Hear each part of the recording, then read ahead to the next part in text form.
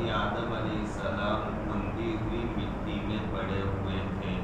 آدم علیہ السلام پہلے انسان، پہلے بشر، پہلے منشیہ ہے کہ جو آسمان اور زمین میں وجود میں آئے اور پھر ان کو مسجود ملائکہ بنایا گیا۔ یہ واقعہ بہت مشہور ہے۔ آدم علیہ السلام کو پیدا کرنے کے بعد اللہ پاک نے ان کو ایک تخت پر بٹھایا اور تخت پر بٹھا کر یہ حکم دیا کہ ان کو آخرت کی تمام چیزوں کی سیر کراؤ۔ ساری چیزیں آدم علیہ السلام دیکھ کر پھر تخت پر بیٹھے اور ان کو مسجود ملائکہ بنایا، یعنی ملائکہ نے آدم علیہ السلام کو سجدہ کیا۔ یہ اللہ کا حکم تھا۔ تعظیمی سجدہ ملائکہ سے کروایا۔ دوڑ کر پہلے سجدہ کرنے والے حضرت اسرافیل علیہ السلام تھے۔ سب سے پہلے دوڑ کر انہوں نے آدم علیہ السلام کا سجدہ کیا۔ اللہ پاک نے ان کی پیشانی پر پورے قرآن مقدس کو لکھ دیا۔ دوسرے نمبر پر حضرت جبرائیل علیہ السلام نے سجدہ کیا۔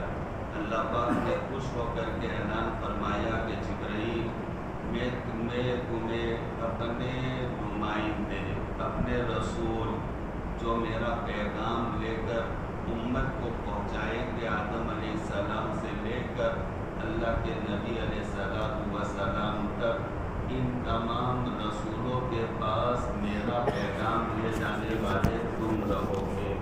اور پھر دوسرے ملائکہ نے سجدہ کیا۔ وہ اللہ کے نبی علیہ السلام جن کے صدقے میں یہ سب کچھ وجود میں آیا، لیکن آپ نے عمر پائی ہے 63 سال کی۔ ہمیں معلوم ہے 70 سال کی اللہ کے نبی علیہ السلام کے پورے نہیں ہوئے۔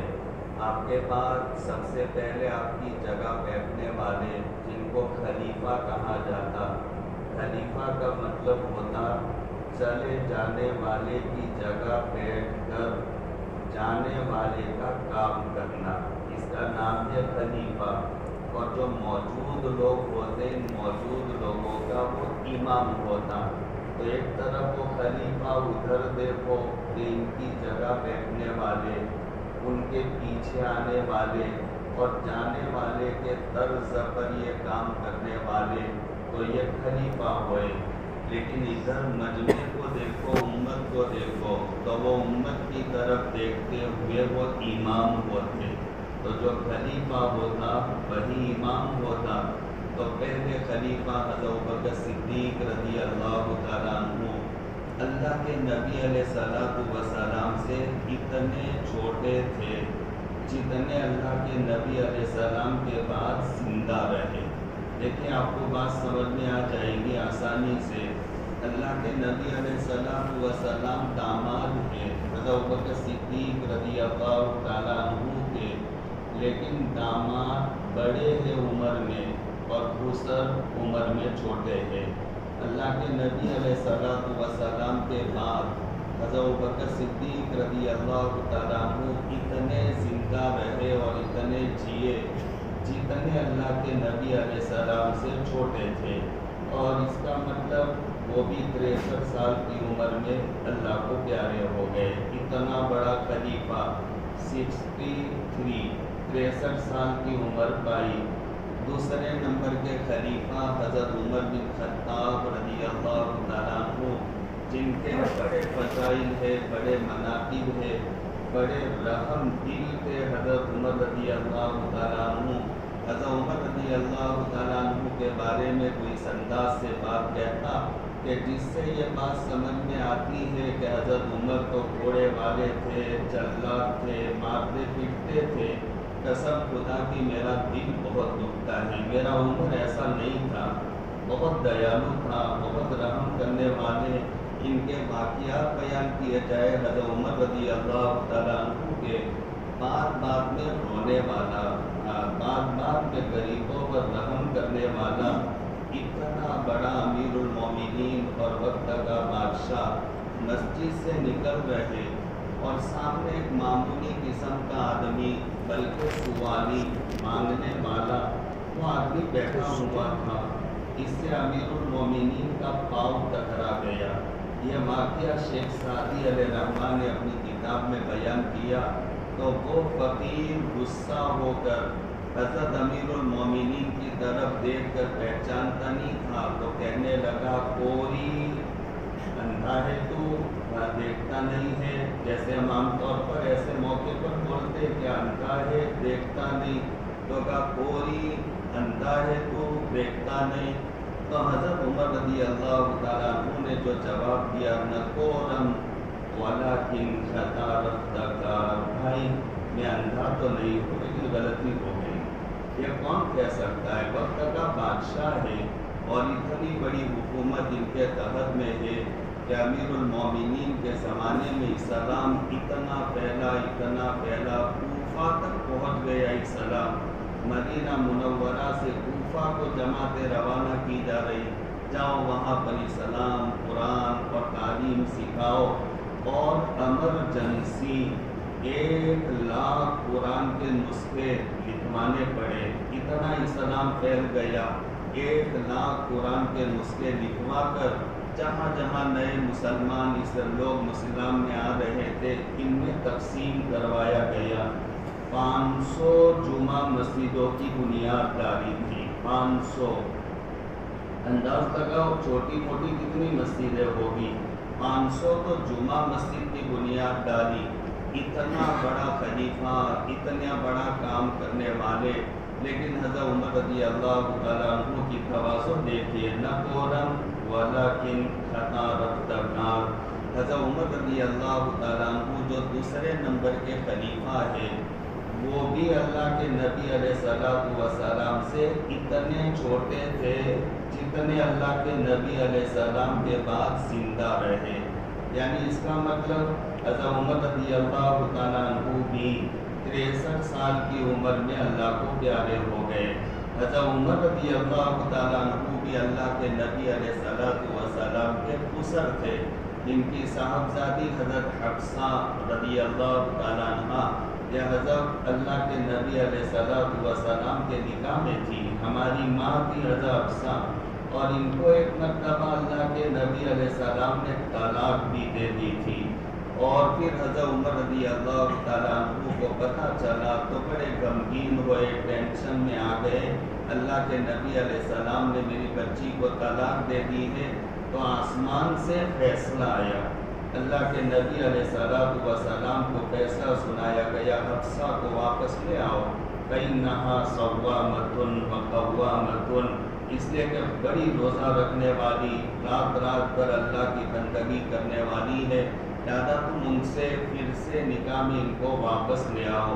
حضرت عمر رضی اللہ تعالیٰ عنہ اللہ کے نبی علیہ السلام سے اتنے چھوٹے تھے جتنے اللہ کے نبی علیہ السلام کے بعد زندہ رہے.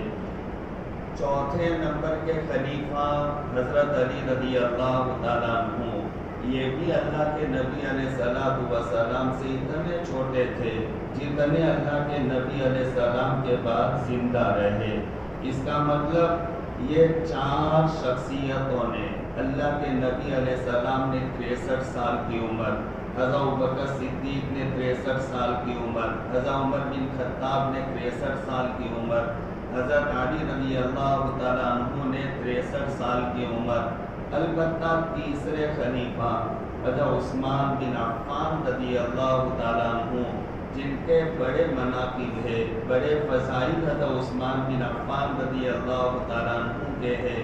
یہ فضیلت کیا کم ہے کہ اللہ کے نبی علیہ السلام نے اپنی ایک صاحبزادی ان کے نکاح میں دی، ان کے انتقال کے بعد دوسری دی اور دوسری کا انتقال ہو گیا تو پھر آپ نے فرمایا اگر میری تیسری صاحبزادی بھی ہوتی تو میں حضرت عثمان سے نکاح کر دیتا. اللہ کے نبی علیہ السلام کو بڑا پیار تھا حضرت عثمان رضی اللہ تعالیٰ عنہ سے، بڑے شرمیلے تھے. وَاسْتَفُهُمْ حَيَاءً عثمان جو خطبہ میں پڑھا جاتا، اللہ کے نبی علیہ السلام ایک قافلے میں جا رہے تھے، حضرت عثمان بن عفان آگے جا رہے تھے. اللہ کے نبی علیہ السلام نے پیچھے سے آواز لگائی عثمان اپنا گریبان بند کرو. گریبان بند کر دیا. وجہ اللہ کے نبی علیہ السلام نے یہ بتلائی میں دیکھ رہا تھا کہ حضرت عثمان کے ساتھ ساتھ آسمان سے اترے ہوئے فرشتے بھی چل رہے تھے، لیکن عثمان کے گریبان اور ان کے گریبان کی گھنٹی اور بدن کھل گیا، تھوڑا ان کا بدن دکھنے لگا، تو ان کی حیا اور شرم کا خیال کرتے ہوئے فرشتے پیچھے ہٹ گئے۔ لہذا میں نے سوچا کہ عثمان فرشتوں کی صحبت سے، فرشتوں کی معیت سے، ان کے ساتھ رہنے سے محروم نہ رہے، اس لیے میں نے آواز لگائی کہ عثمان گریبان بند کرو تاکہ تم فرشتوں کے ساتھ ساتھ چلو۔ اللہ کے نبی علیہ الصلوۃ والسلام اپنے گھر میں سوئے ہوئے تھے اور حضرت ابوبکر صدیق رضی اللہ تعالیٰ عنہ تشریف لائے، تو آپ ایسے ہی سوئے رہے اور ان سے جو باتیں کرنی تھی وہ باتیں کی۔ باتیں کرنے کے بعد حضرت ابوبکر صدیق چلے گئے، حضرت عمر بن خطاب رضی اللہ تعالیٰ عنہ آئے، اللہ کے نبی علیہ السلام سے باتیں کی، جو کام تھا نمٹایا، چلے گئے۔ پھر حضرت عثمان بن عفان رضی اللہ تعالیٰ عنہ آ گئے، تو حضرت اللہ کے نبی علیہ السلام اپنے پلنگ اور چارپائی پر بیٹھ گئے، بیٹھ کر اپنی دہبند کو، کپڑے کو ٹھیک ٹھاک کر دیا اور پھر کہا جی بیٹھیے، کیا کام ہے، کیسے آنا ہوا، اور بڑی محبت سے آپ نے باتیں فرمائی۔ حضرت عائشہ صدیقہ عفیفہ کائنات رضی اللہ تعالیٰ عنہ یہ سارا نظارہ دیکھ رہی تھی۔ میرے والد آئے تو آقا ایسے لیٹے رہے، حضرت عمر آئے لیٹے رہے، اور داماد آئے تو آقا ٹھیک بیٹھ گئے۔ حضرت عثمان جب چلے گئے تو حضرت عائشہ صدیقہ رضی اللہ تعالیٰ عنہ نے کہا کہ آقا میرے پیارے شوہر، میرے ابا آئے تو آپ ایسے لیٹے رہے، اور عمر آئے تو ایسے، اور عثمان اور داماد آئے تو ٹھیک بیٹھ گئے، کپڑے برابر کر لیے، تو خسر کا اتنا ویلیو نہیں، جمائی کا ویلیو ہے، یہ کہنا چاہ رہی تھی حضرت عائشہ رضی اللہ تعالیٰ عنہ، لیکن اللہ کے نبی علیہ الصلوۃ والسلام نے جواب دیا کہ حمیرہ، عائشہ، میں اس آدمی سے کیوں حیا نہ کروں کہ جس سے فرشتے بھی حیا کرتے، جس سے فرشتے بھی شرم کرتے۔ وہ یہ واقعہ جو میں نے بتایا کہ گریبان کھل گیا تو فرشتے ادب کی وجہ سے پیچھے ہٹنے لگے، یہ حضرت عثمان کے بڑے فضائل ہیں۔ انہوں نے البتہ 90 میں 2 سال کم، 88 سال، 88 سال کی عمر پائی۔ ایسے بہت سارے صحابہ کرام، حضرت معاذ بن جبل رضی اللہ تعالیٰ عنہ جو اللہ کے نبی علیہ الصلوۃ والسلام کے بڑے چہیتے اور لاڈلے تھے، حضرت معاذ بن جبل کو آقا نے یمن میں دین کا، تبلیغ کا کام کرنے کے لیے گورنر بنا کر کے جب روانہ کیا، معاذ بن جبل سے پہلے آپ نے حضرت علی کو بھیجا تھا، اور باقاعدہ گورنر بنا کر آپ نے حضرت معاذ بن جبل کو روانہ کیا۔ حضرت معاذ بن جبل یمن گئے، وہاں اتنا بڑا یہ صحابی تھا کہ حضرت عمر رضی اللہ تعالیٰ عنہ، اللہ پاک نے ان کو زبردست علم دیا تھا، اتنا زیادہ علم دیا تھا جس کا انداز آپ لگاؤ۔ حضرت علی رضی اللہ تعالیٰ عنہ کے بارے میں اللہ کے نبی علیہ السلام کا فرمان ہے، انا مدینۃ العلم، میں تو پورا علم کا خزانہ ہوں، پورا علم کا شہر ہوں، اور علم اور شہر میں جانے کے لیے کوئی راستہ ہوا کرتا جس راستے سے آپ اس شہر میں خیروج میں آپ انٹری کرو گے، ایک راستے سے، میں تو پورا شہر ہوں علم کا، اوتیت علم الاولین والآخرین، مجھے سارے پہلے والوں کا علم دیا گیا۔ اولین سے مراد مجھ سے پہلے جتنے انبیاء علیہ السلام آئے، اور نبی کو اللہ پاک جو علم دیتا، اس زمانے میں جتنے لوگ ہوا کرتے، ان تمام سے زیادہ علم اللہ پاک وقت کے نبی کو دیتا۔ آپ سے پہلے جتنے انبیاء علیہ السلام آئے، سارا علم مجھے دیا گیا، والآخرین، اور قیامت تک جتنے آئیں گے فلاسفہ، جتنے مشائخ الحدیث، جتنے مفتیان، جتنے سائنسدان، جو بھی آئیں گے، تمام کا مجھے علم دیا گیا۔ لہذا اللہ کے نبی علیہ السلام کو اتنا علم دیا، اتنا علم دیا وہ علم ہی کی وجہ سے بعض اللہ کے بندوں کو دھوکہ ہو گیا کہ اللہ کے نبی علیہ السلام کو عالم الغیب کہنے لگے کہ آپ تو اتنا جانتے کہ غیب کا علم ہے. غیب تو اس کا نام ہے. غیب ایسے علم کو کہا جاتا جو آدمی دیکھ کر حاصل کرے تو غیب کا علم نہیں, جو آدمی سن کر حاصل کرے اس کو غیب کا علم نہیں, جو چکھ کر حاصل کرے غیب کا علم نہیں, جو پکڑ کر حاصل کرے اس کو غیب کا علم نہیں کہتے. لہذا غیب کا علم جو جس ذریعے سے ہم علم حاصل کرتے اس کے علاوہ ذاتی کوئی طریقے سے اس نے علم نہ حاصل کیا ہو, کوئی واسطہ نہ ہو اس کے پاس وہ باتیں پہنچنے کا, لہذا ایسے علم کو کہا جاتا ہے غیب کا علم, علم ذاتی. لیکن آقا کیا بیان فرماتے, علماء بیٹھے ہوئے کام آئے گی بات, اوتی تو مجھے دیا گیا, اس کا مطلب کسی نے دیا. اس لیے احمد رضا خان بریلوی بھی اپنی کتاب میں ایسا لکھتے کہ اللہ کے نبی علیہ السلام کا علم علم عطائی ہے, آپ کو دیا گیا ہے علم, آپ کا ذاتی علم نہیں.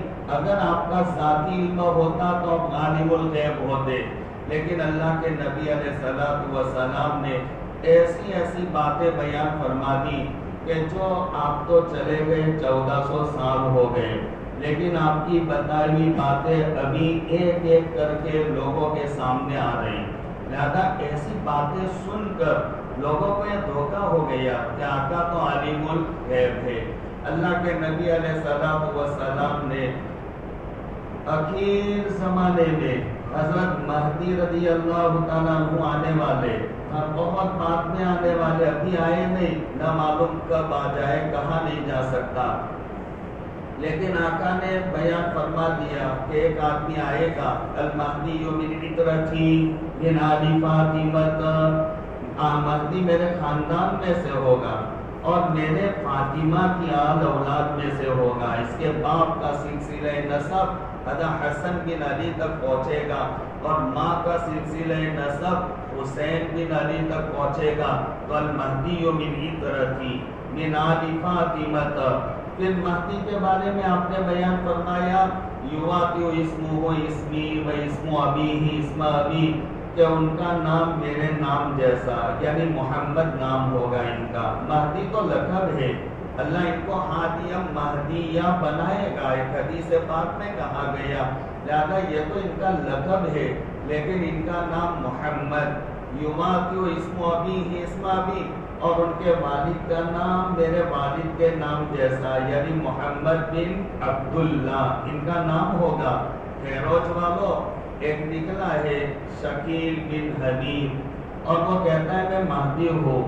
آپ ان کو کہہ سکتے ہو کہ میرے آقا کا تو یہ فرمان ہے یواطیع اسمہ اسمی, کہ وہ مہدی کا نام میرے نام جیسا ہوگا محمد, اور ان کے والد کا نام میرے والد کے نام جیسا, یعنی محمد بن عبداللہ. اور المہدی من عطرتی, وہ تو میرے نسل میں سے ہوگا. تیرا سلسلہ نسب بتا, تیرا نام تو شکیل ہے. آقا تو فرماتے وہ آنے والے کا نام تو محمد ہوگا, اور تو ابن حنیف ہے, وہ تو ابن عبداللہ ہوگا. اور ایک روایت ایسی ملتی ہے کہ ان کے والدہ کا نام آمینہ ہوگا. مفتی محمود صاحب باندولی سیدہ فضلوہ نے اپنی کتاب میں یہ احتمالی صورت بیان کی ہے کہ ان کا نام, والدہ کا نام آمینہ ہوگا. یملأ الارض قسطا وعدلا کما ملئت ظلما وجورا.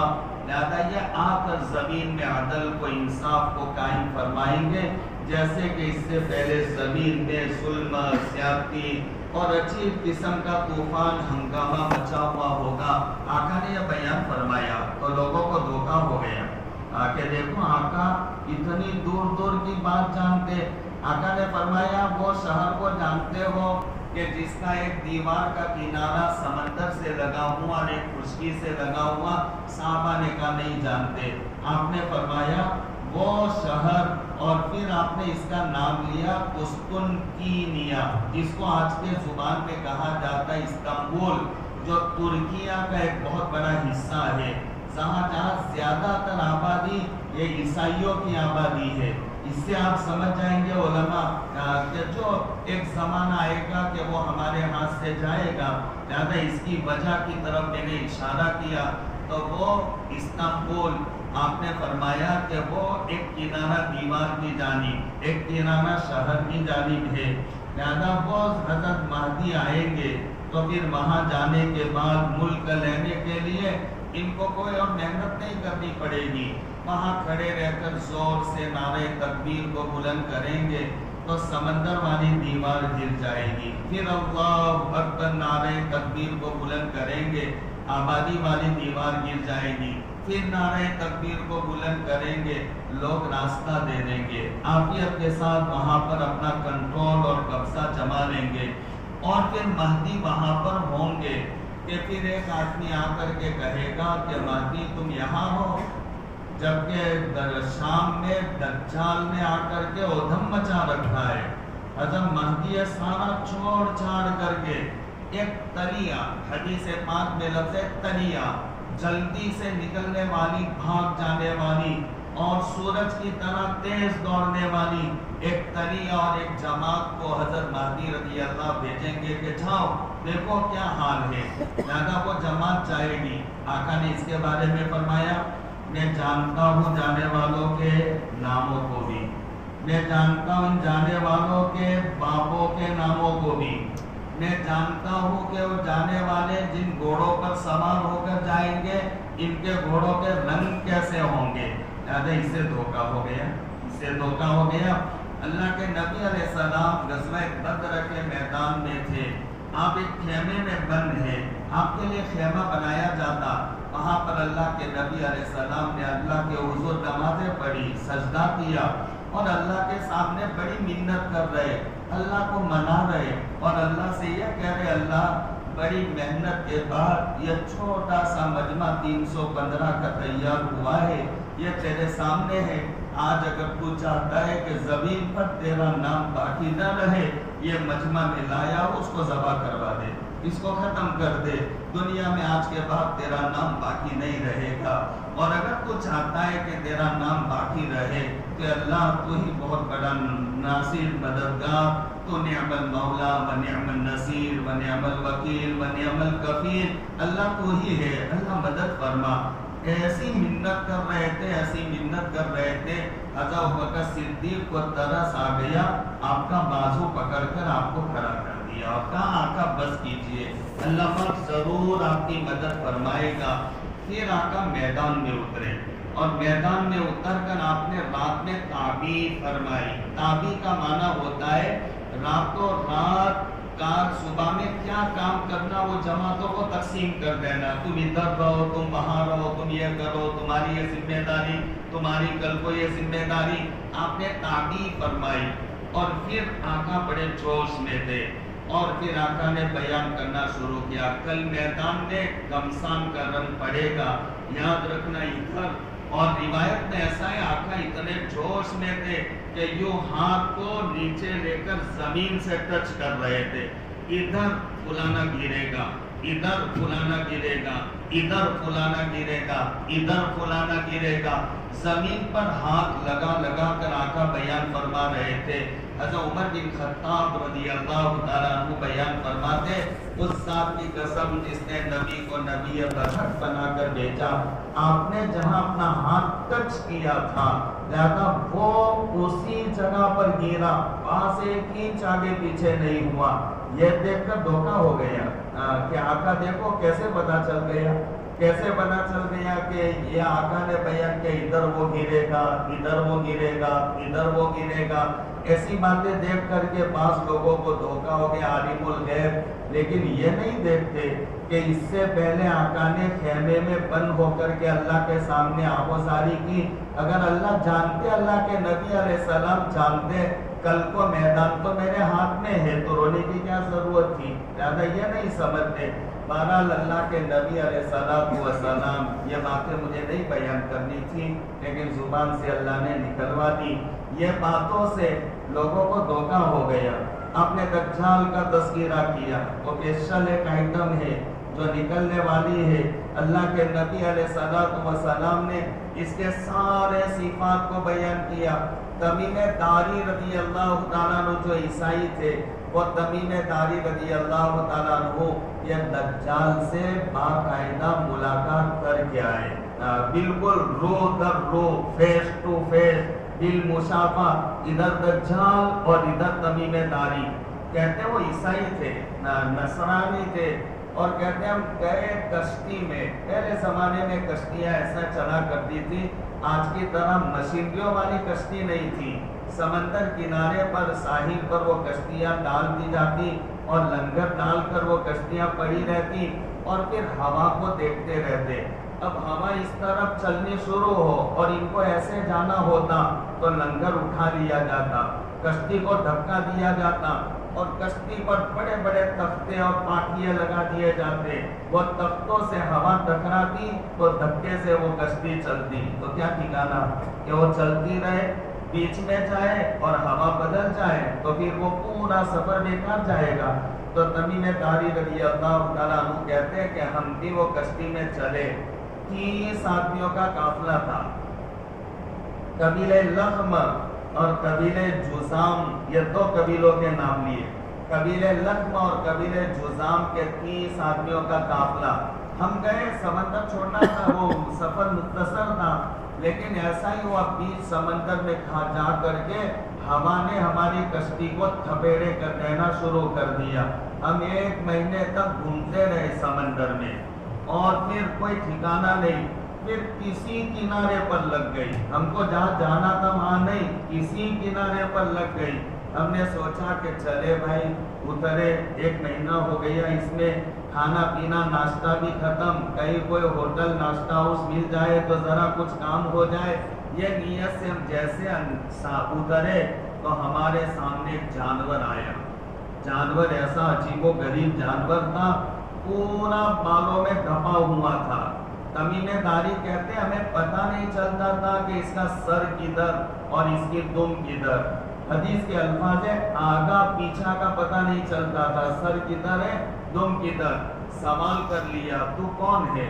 تو اس نے کہا انل جساسا، میں جاسوس ہوں، جاسوس۔ اس نے وہ حدیث کا نام ہی محدثین نے رکھا ہے حدیث جساسا۔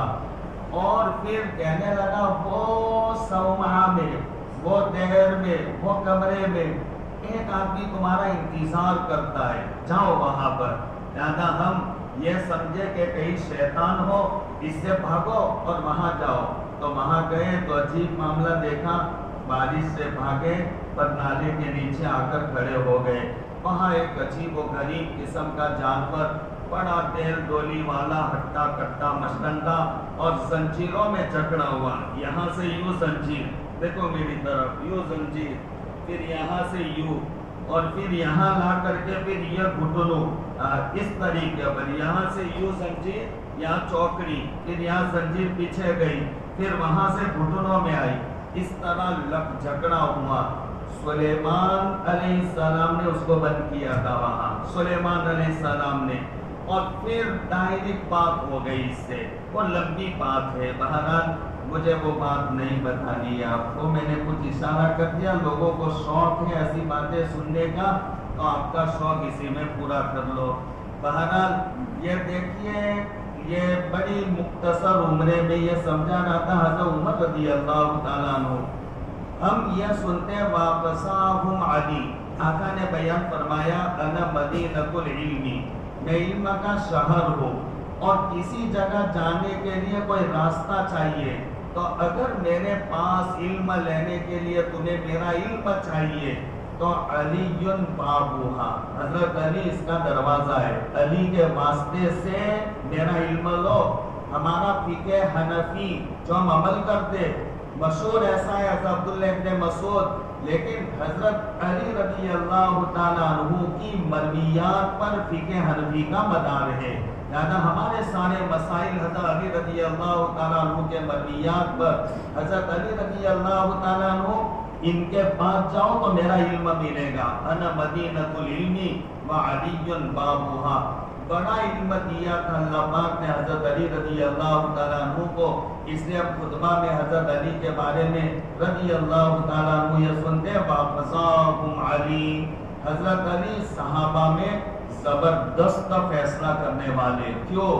فیصلہ زبردست وہ کرے گا جس کے پاس نالج ہوگا، جس کے پاس علم ہوگا، جو قرآن کو سمجھتا ہوگا، حدیث کو سمجھتا ہوگا، مسائل کو سمجھتا ہوگا، وہ بڑا بہترین فیصلہ کرے گا. لہذا حضرت علی رضی اللہ تعالیٰ عنہ کے پاس اس کا علم تھا، اس لیے وَقَضَاهُمْ عَلِي بہت بڑا زبردست فیصلہ کرنے والے، برجستہ جیسا مسئلہ سامنے آ جائے فوراً فیصلہ سنا دیتے. حضرت علی رضی اللہ تعالیٰ عنہ یمن بھیجا ہوا تھا. یمن میں ایک مسئلہ ایسا آ گیا، اچانک یہ بات یاد آ گئی مجھے. یمن میں ایک مسئلہ آ گیا کہ ایک باندی، وہ باندیوں کا زمانہ تھا، تو وہ باندی کے 3 آقا تھے، 3 مالک تھے. جانتے ہو باندی سمجھتے ہو؟ کبھی سنا ہو نہ سنا ہو تو بعد میں سمجھ لینا کہ باندی کس کو کہتے. تو وہ باندی کے 3 آقا تھے. لہذا وہ 3 آقا کے درمیان 3 آقا ہو تو پھر اس باندی کو کوئی مل نہیں سکتا. ملنے کا مطلب میاں بیوی والا معاملہ نہیں کر سکتا. ایک آقا ہو تو وہ باندی سے مل سکتا، لیکن 3 ہو تو نہیں مل سکتا. اس لیے کہ اس سے بچہ پیدا ہوگا تو کس کا وہ بچہ بیچارہ رکھڑ جائے گا. اب یہ کون اس کا باپ بنے گا؟ 3 ہے اس کے تو ملنے کی اجازت نہیں. لیکن باندی ایک اور 3 اس کے مالک تھے، 3 آقا تھے. لہذا وہ 3 باندی سے بچہ پیدا ہو گیا اور تینوں نے کہا کہ میرا بچہ ہے. وہ آقا کہتا ہے کہ میرا، وہ بھی کہتا ہے میرا، وہ بھی کہتا ہے میرا. اب فیصلہ تو تینوں مالک تھے، فیصلہ تو کرنا. حضرت علی کے پاس فیصلہ لے کر کے فیصلہ کے لیے آیا گیا. حضرت علی نے معاملہ سنا تو یہ 3 تھے، تو پھر 2 کو حضرت علی نے الگ کر دیا اور کہا کہ ایک کام کرو، نہیں آپ تم راضی ہو جاؤ، اس کو دے دو. تو وہ غصے ہو گئے، ہم کیسے دے دیں؟ تو پھر کہا کچھ نہیں. پھر ان کو رہنے دیا، ان دونوں کو الگ کر دیا اور ان دونوں سے پوچھا یا راضی ہو جاؤ، اس کو دے دو. یہ دونوں بھی غصے ہو گئے. تو پھر انہوں نے ان کو اور ان کو لے لیا اور ان کو رہنے دیا اور کہا یا تم دونوں راضی ہو جاؤ، ان کو دے دو. تو وہ بھی غصے ہو گئے.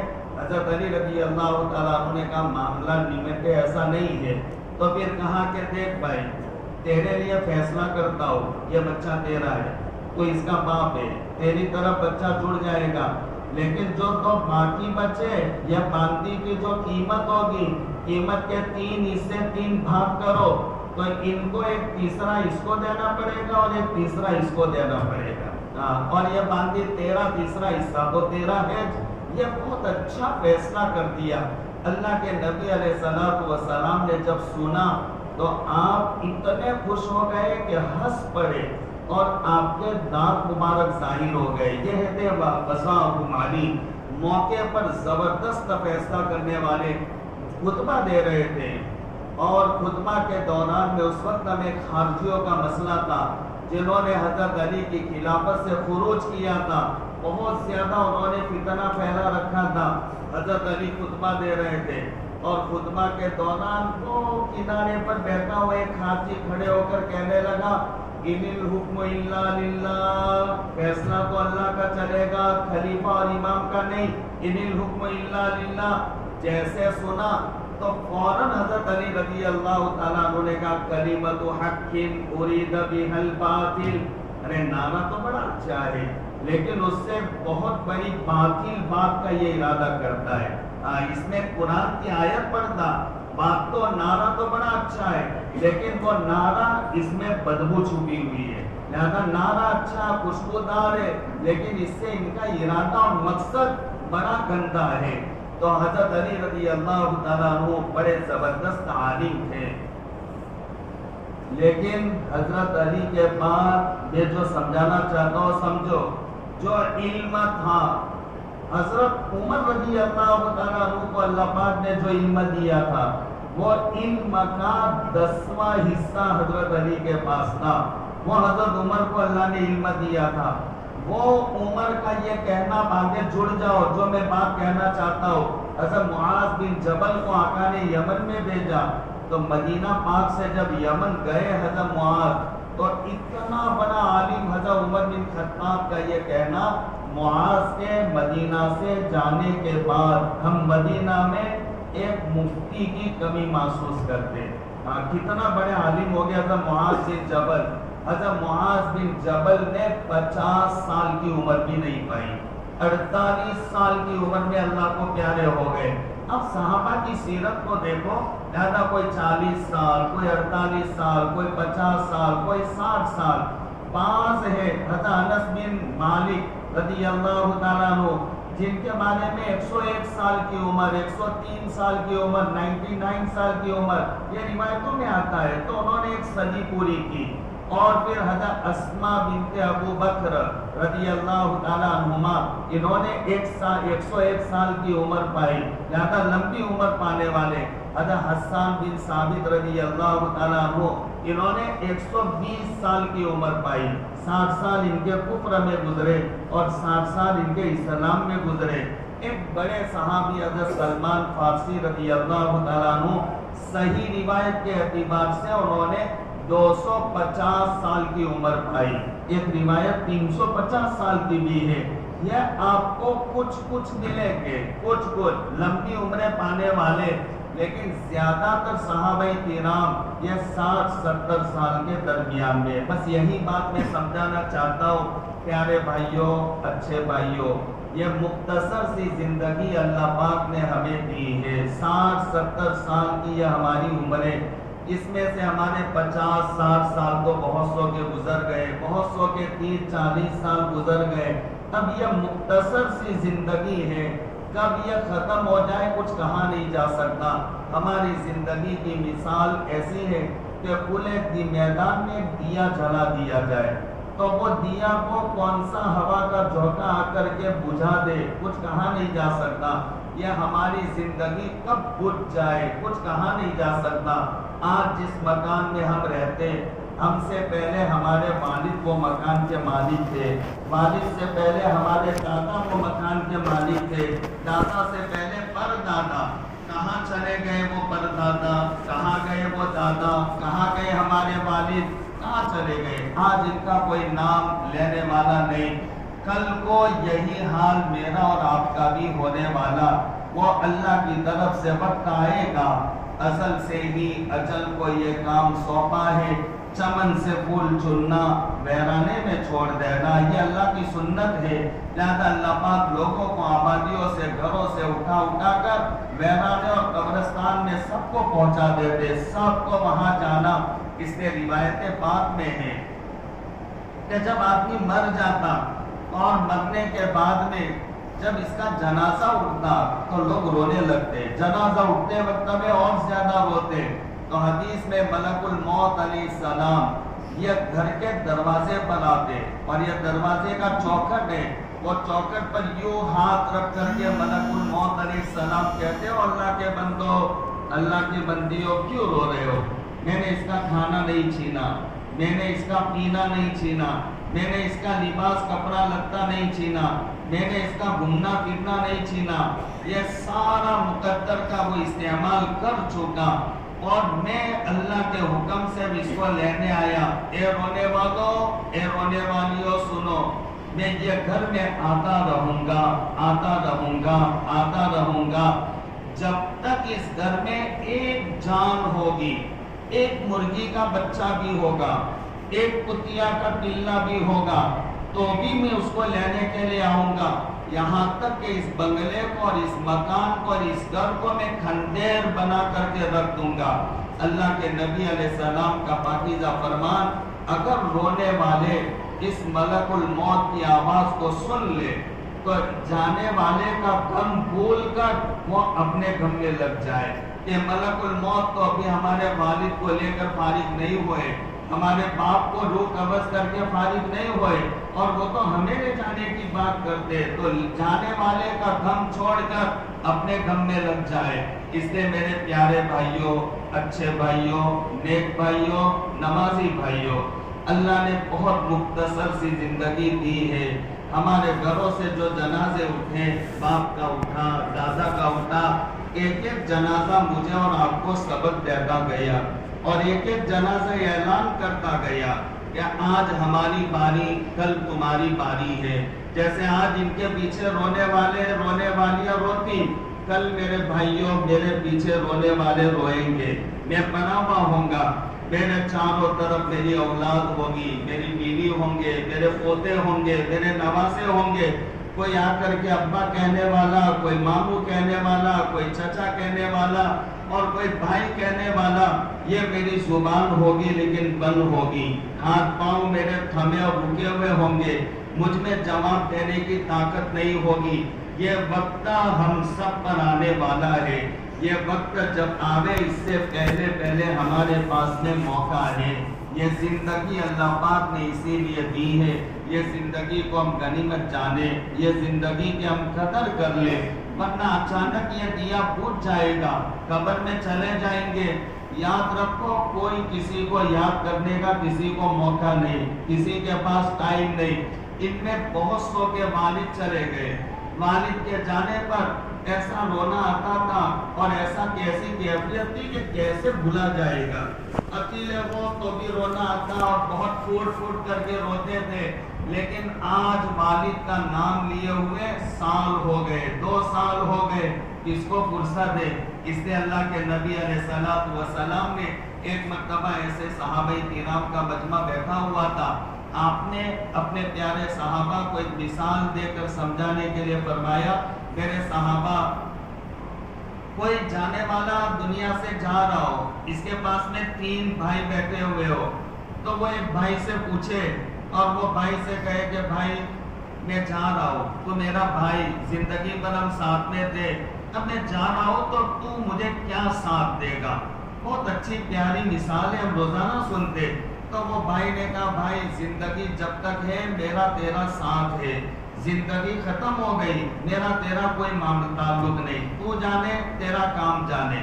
اس نے دوسرے بھائی سے پوچھا تو دوسرے بھائی نے کہا کہ میں تیرے ساتھ تھا اور تو میرے ساتھ تھا، جب تو مر جائے گا میں تجھے غسلاؤں گا، میں تجھے کفناؤں گا، میں کاندھے پر اٹھاؤں گا، قبرستان جاؤں گا اور وہاں پر تجھے دفنا دوں گا، اور دفنانے کے بعد میرا تیرا کوئی تعلق نہیں، تو جانے تیرا کام جانے. پھر آقا نے فرمایا، جانے والے نے تیسرے سے پوچھا بتا تو میرا کیا ساتھ دے گا؟ تو اس نے کہا زندگی پر ہم دونوں ساتھ میں تھے، دادا تو مرے گا تیرے ساتھ، تجھے غسلانے کے لیے تختے پر لیا جائے گا تیرے ساتھ، تجھے جب جنازے میں رکھا جائے گا تیرے ساتھ، اٹھایا جائے گا تیرے ساتھ، تجھے رکھ کر قبر میں رکھا جائے گا تو تیرے ساتھ قبر میں، حتیٰ کہ قبر میں اگر خدا نہ خواستہ اللہ کا عذاب آیا تو میں وہ عذاب کو بھی دور کروں گا تیری قبر سے. تو پھر یہ آقا نے حدیث بیان کر کے صحابہ سے فرمایا، میرے صحابہ بتاؤ ان میں سے کون سا بھائی اچھا؟ کھینوج والوں بتا دو کون سا اچھا؟ تیسرے نمبر والا اچھا ہے نا، جو قبر میں بھی کام آئے. آقا صلی اللہ تعالیٰ علیہ وآلہ وسلم نے فرمایا پہلے نمبر کا بھائی یہ تمہارا دنیا کا مال و متاع، یہ مال دولت، یہ دھن دولت، یہ موٹر، یہ بنگلے، یہ کاریں، یہ گاڑیاں، یہ فیکٹریاں، یہ دنیا کا سامان، یہ تمہارا پہلے نمبر کا بھائی ہے. تمہاری جیسے آنکھ بند ہو گئی اب یہ تمہارا نہیں تمہارے وارثوں کا بن گیا، لہذا اس کا تمہارا معاملہ ختم. جس مال کی وجہ سے آج نہ میں نے دیکھا، نہ رشتہ دیکھا، نہ ناتا دیکھا، نہ حلال دیکھا، نہ حرام دیکھا، اور وہ مال بس جمع کرو، میں با مالدار بن جاؤ، امیر بن جاؤ. بنو امیر، بنو، بری بات نہیں ہے. من طلب الدنیا حلالا واستعفافا عن المسألة وسعيا على أهله وتعطفا على جاره جاء يوم القيامة ووجهه كالقمر ليلة البدر ومن طلب الدنيا مفاخرا مكاسرا مرائيا لقي الله وهو عليه غضبان. لہذا یہ حدیث پاک میں 2 باتیں بیان کی. اس میں نیک نیتی سے آپ دنیا جمع کرو گے تو فضیلت یہ بیان کی کہ اللہ سے ایسی حالت میں ملو گے کہ تمہارا چہرہ چودھری کے چاند کے مانند چمک رہا ہوگا. معلومات دنیا جمع کرنا کوئی بری بات نہیں، نیت ٹھیک ہونی چاہیے، دنیا آنے کے بعد کام ٹھیک ہونے چاہیے.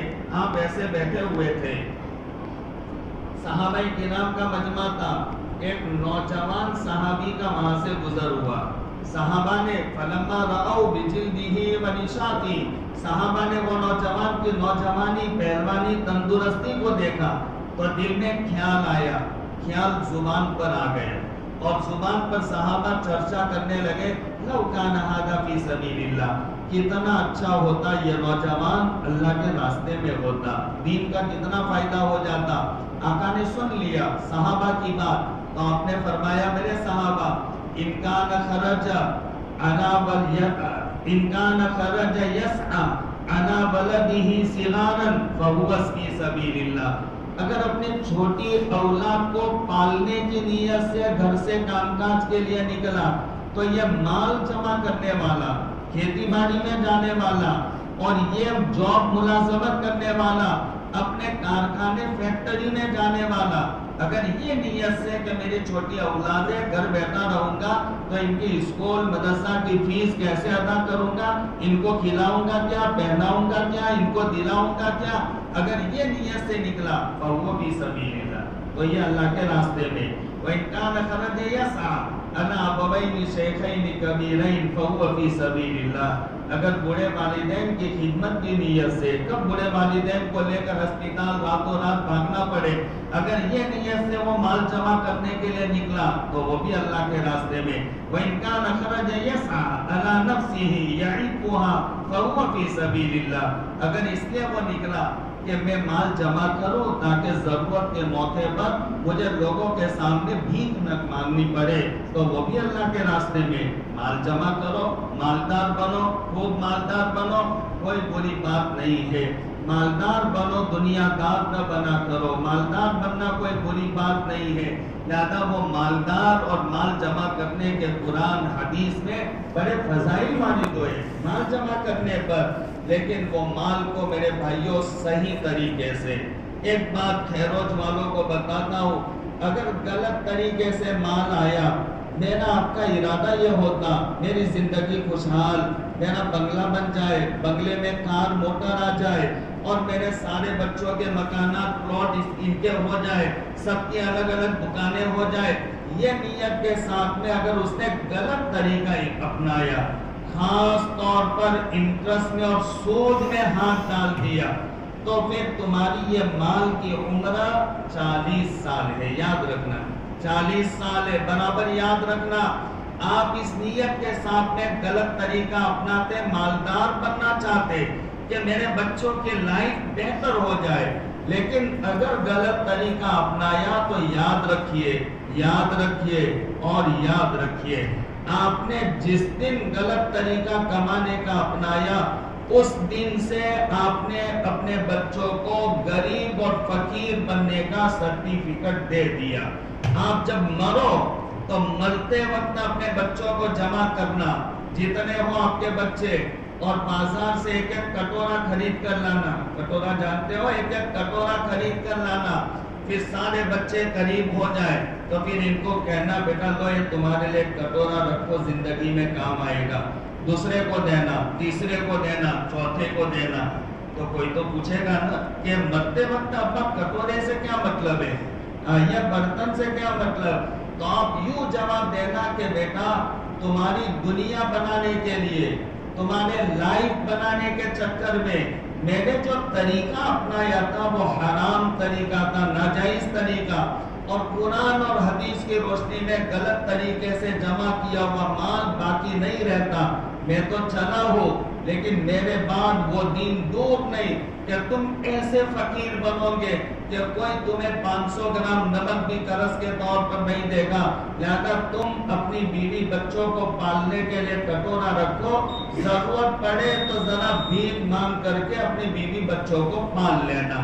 یہ فائنل بات ہے، یہ طے شدہ بات ہے، حدیث پاک کا مفہوم ہے، اللہ کے نبی علیہ الصلوۃ والسلام کا پاکیزہ فرمان، اذا ظہر الربا فی قریۃ فقد حلوا بانفسهم عذاب اللہ ما من قوم یظہر فیہم الربا الا اخذوا بالسنہ وما من قوم یظہر فیہم الرشا الا اخذوا بالرعب۔ یہ حدیث میں جب غلط طریقہ، سود انٹرسٹ میں اگر ہاتھ ڈال دیا، تو یاد رکھنا سب سے پہلا عذاب حدیث میں، اور آپ علیہ السلام کی بات کبھی جھوٹی نہیں ہو سکتی۔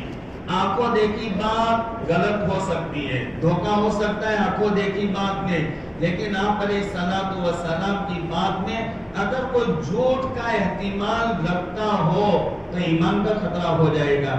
آپ علیہ السلام کا پاکیزہ فرمان، اگر یہ غلط طریقہ سود اور انٹرسٹ میں ہاتھ ڈال دیا تو پہلا عذاب الا اخذوا بالسنہ، سنہ کہا جاتا ہے کال کو، کال پڑھتا ہے نا، کال قحط، تو یہ کال بھی اردو میں اس کو کال کہتے، قحط بھی کہتے، تو یہ کال یہ تمہارے مال پر آئے گا، لہذا تمہارا ایک وقت آئے گا تمہارا کاروبار بھی بیچنا پڑے گا، تمہارا ایسا پڑا ہوا پلاٹ بھی بیچنا پڑے گا، وہ زمین کا ٹکڑا بھی بیچنا پڑے گا، وہ وقت بھی آئے گا تمہارا مکان بھی بیچنا پڑے گا، تمہارے پاس کچھ نہیں رہے گا۔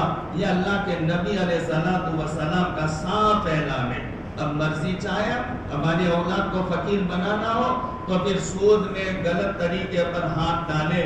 حضرت عمر رضی اللہ تعالیٰ عنہ اپنے زمانے کی بات بیان فرماتے، حضرت عمر رضی اللہ، ہم کو ضرورت پڑی دنیا کمانے کی تو ہم دنیا میں لگے، ہمارے سامنے دنیا اور مال جمع کرنے کی 100 لائنیں ہمارے سامنے آئی، لیکن یہ لائن ہم نے شک والی پائی، چھوڑ دی، شک والی چھوڑ دی، شک والی چھوڑ دی، شک والی چھوڑ دی، ایسی 99 لائنیں شک والی تھی ہم نے چھوڑ دی، اور جو بغیر شک والی تھی وہ راستہ ہم نے پکڑ لیا۔ اس نے میں خیروج کے اچھے لوگوں سے دل سے یہ بات کہنا چاہتا ہوں، اپنے بیٹوں پر پٹے باندھ لینا، اپنی بیوی کو ذرا سمجھا دینا۔ آج کے زمانے میں مال نہ ہو، بیوی بچوں کی طرف سے تقاضے آئے، بیوی مطالبہ کرے، بچے مطالبہ کرے تو بڑا مسئلہ ہوتا ہے۔ گاؤں میں امیر لوگوں کے بچے گاڑیاں لے کر گھومتے پھرتے ہو، ان کی شادی بیاہ میں جو دھمال ہوتا ہو، لہذا غریب کے سینے میں بھی دل ہے، لہذا بیوی کے تقاضے بھی ہوں گے، سمجھا بجھا لینا ان کو، اور اپنے بچوں کی ذرا تربیت کر لینا، لیکن کبھی اللہ کے واسطے غلط طریقے کو مت اپنانا، ورنہ اجڑ جاؤں گے، آپ کی نسلیں تباہ ہو جائے گی، برباد ہو جائے گی۔ اپنے پیٹوں پر پٹے باندھ لینے کو گوارا کر لینا۔ اور امیروں سے اور مالداروں سے میں کہتا ہوں، تمہارے مالوں میں وفی اموالکم حق للسائل والمحروم، تمہارے مالوں میں کوئی ضرورت لے کر تمہارے پاس آئے تو ان کا حق ہے، ان کو دیا کرو۔ ایک نبوت کے خاندان کا پھول، مہکتا پھول، اور ایک چشم و چراغ، ہماری تمہاری آنکھوں کا نور، ہمارے سر کا تاج، حضرت امام زین العابدین رضی اللہ تعالیٰ عنہ۔ امام زین العابدین مدینہ پاک میں جب ان کا انتقال ہو گیا، جنازہ ان کا اٹھا، 1 دن 2 دن 3 دن جانے کے بعد مدینہ میں ایسے 100 گھر باہر آئے کہ جن 100 گھروں میں فاقے شروع ہوئے، تب پتا چلا کہ یہ نبوت کے گھرانے کا یہ پھول 100 گھروں کی کفالت کیا کرتا تھا کہ گھر والوں کو بھی پتا نہیں تھا کہ کہاں سے یہ مال آ رہا ہے۔ تو اگر اللہ نے مال دیا تو مالوں میں یہ حق ہے، اگر کوئی ضرورت لے کر آئے ان کی ضرورتیں پوری کرو، لیکن بعض ایسے خوددار ہوتے جو اپنی ضرورت، اپنے مسائل لوگوں کے سامنے نہیں رکھ سکتے۔ ان محروموں کا تمہارے مالوں میں حق ہے۔ وَفِي أَمْوَالِكُمْ حَقٌّ لِلسَّائِلِ وَالْمَحْرُومِ، میرے مال کی وجہ سے اگر کوئی بیوہ کا دل دکھے، میں کہتا ہوں وہ مال پر 100 مرتبہ دف ہو۔ میں گاڑی لے کر چلتا ہوں، جس کی وجہ سے کوئی یتیم بچے کا دل دکھے تو میرے مال پر دف ہو، میرے بچے کا نکاح ہو، میرے بچے کا ولیمہ ہو، میرے گھر کھانا پکتا، میری بچی کی رخصتی ہو، اور اس کو جو سامان اس کو دیا جا رہا ہو اور اس کے پیٹی بھری جا رہی ہو، اور میرے محلے میں کوئی ایسی بیوہ کی بچی وہ بھی ساتھ میں آتی، لہذا وہ بھی دیکھتی، لہذا وہ سامان سارا دیکھ دیکھ کر اس کے پاس وہ دل نہیں ہے کہ وہ کپڑے کو دیکھے، وہ جا کر کے بیچاری اپنی ماں سے کہتی، اس کی بھی رخصتی ہونی، اس کی بھی شادی کا وقت ہے، لیکن اس کے پاس کوئی چارہ نہیں، ماں سے جا کر کہتی۔ اب ماں بیچاری کیا کہتی، جب رات کا اندھیرا چھا جاتا تو وہ نماز کے لیے ہاتھ باندھ کر اللہ کے سامنے، پھر سارے بچے سو گئے اور پھر مصلی پر بیٹھ کر کے اللہ کے سامنے آنسو بہا، اور کبھی دیوار پر اپنا سر رکھ کر کے اپنے مرے ہوئے شوہر کو یاد کرتی، اے اللہ آج ان بچیوں کی بھی امیدیں اور مرادیں کیسے پوری کروں؟ اس کا باپ ہوتا تو میں ان کو کہتی کہ یہ بچی کو یہ دلا دو، یہ بچی کو یہ دلا دو، اس کا باپ تو مٹی کی چادر اوڑھ کر سو گیا، یہ میرا مال ان بیواؤں کے دل دکھنے کا اگر سبب بنے تو یہ تف کو ایسے مال پر میرے مال کی وجہ سے کوئی یتیم بچہ روئے۔ ارے صدقہ فطرہ جو رمضان میں صدقہ فطر نکالنے کا حکم دیا گیا، صدقہ فطر کیا حکمت ہے؟ کبھی ہم نے سوچا رمضان کے بعد جو عید الفطر کا دن، اس دن کھانے پینے کی اجازت ہے، روزہ رکھنے کو حرام قرار دیا۔ میری طرف سے آج عام جشن کا دن ہے، خوشی کا دن ہے۔ میرے بندو 30 دنوں تک تم میرے لیے کھانا پینا چھوڑ چکے تھے، اب خوب کھاؤ، خوب پیو، گھر پر اچھے اچھے پکوان تیار کرو اور تم اپنے رشتہ داروں کے یہاں بھیجواؤ، خوب کھاؤ پیو۔ لیکن اس دن میں اللہ پاک نے غریبوں کو یاد کیا ہے۔ اللہ پاک نے کہا ہے کہ تم اپنے گھر کے ہر فرد کا صدقہ فطر ان غریبوں کے گھر پہنچاؤ۔ کیوں؟ اللہ پاک یہ دیکھنا چاہتے جب یہ عید کا دن ہو، ایسا نہ ہو کہ صرف امیروں کے گھر عید آئے، بلکہ یہ عید گھر گھر میں ہونی چاہیے۔ لہذا وہ غریبوں کے بچے، لہذا ان کو بھی نئے جوتے کی ضرورت، نئے کپڑوں کی ضرورت، نئی ٹوپی کی ضرورت، وہ بھی نئے چشمے مانگیں گے۔ لہذا عید سے پہلے وہاں سب غریبوں کے گھر، یہ پورا گاؤں میں اگر 5-6 گھر ایسے ہو غریب اور سب صدقہ فطر پہنچائیں گے تو وہ غریب اور ان یتیموں کا دل کتنا خوش ہوگا۔ سوچو تو صحیح، وہ آس لگا کر کے ایک بیوہ بہل بیٹھی ہوئی ہے، کہیں سے کوئی راستہ نہیں ہے، کہیں سے کوئی امید نہیں ہے، آس لگا کر بیٹھی، ادھر سے 500، ادھر سے 700، ادھر سے 1000۔ اب اس کے بعد ایک اچھی خاصی رقم آ جائے گی، اب اپنے بچوں کو وہ تسلی دے سکے گی، بچوں کے جذبات کو پورا وہ کر سکے گی۔ ہمارے پیسوں سے یہ فائدہ ہونا چاہیے۔ امام ابو حنیفہ علیہ رحمہ بڑے مالدار تھے، کاروبار کے 14 جگہ پر ان کی ایجنسیاں تھی، لیکن بغداد میں امام ابو حنیفہ علیہ رحمہ نے 50 ایسے علماء کرام تیار کر رکھے تھے اور ان کو ہر مہینہ پیمنٹ دیتے تھے اور کہتے تو اپنے گھر رہو، کہیں جاب ملازمت کے لیے جانا نہیں، جب مجھے ضرورت پڑے گی آپ کو بلا لوں گا۔ اور جب عید کا دن ہوتا، سنو میرے بھائیوں، اتنا بڑا امام ہے لیکن ان کی سوچ کیسی ہے؟ امیروں کی سوچ یہ ہونی چاہیے، جب عید کا دن ہونے والا ہوتا اس سے پہلے امام ابو حنیفہ کے پاس لسٹ آ جاتا، یہ بیوہ ہے، یہ یتیم ہے، یہ غریب ہے، اس کے پاس کچھ نہیں۔ اور یہ امام ابو حنیفہ عید سے پہلے جتنے گھر سامنے آتے سب گھروں میں اپنی طرف سے راشن اور ضرورت کا سامان پہنچاتے۔ فَفِي أَمْوَالِكُمْ حَقٌّ لِلسَّائِلِ وَالْمَحْرُومِ، اگر مال دیا ہے تو یہ ہے، تو مالدار بھی ان غریبوں کا خیال رکھے، ان بیواؤں کا خیال رکھے۔ ہماری مال کی وجہ سے اگر کسی کا دل دکھتا ہو ایسا کام نہ کرو۔ شادیاں سنت کے مطابق، ولیمے سنت کے مطابق، بچیوں کی رخصتیاں سنت کے مطابق، بچوں کے ولیمے سنت کے مطابق، ہر کام سادے انداز میں کیا کرو، اس انداز سے شو نہ کیا کرو کہ جس سے بیچارے غریبوں کے دل دکھے، غریبوں کے دل زخمی ہو، ایسے کام نہ کیا کرو۔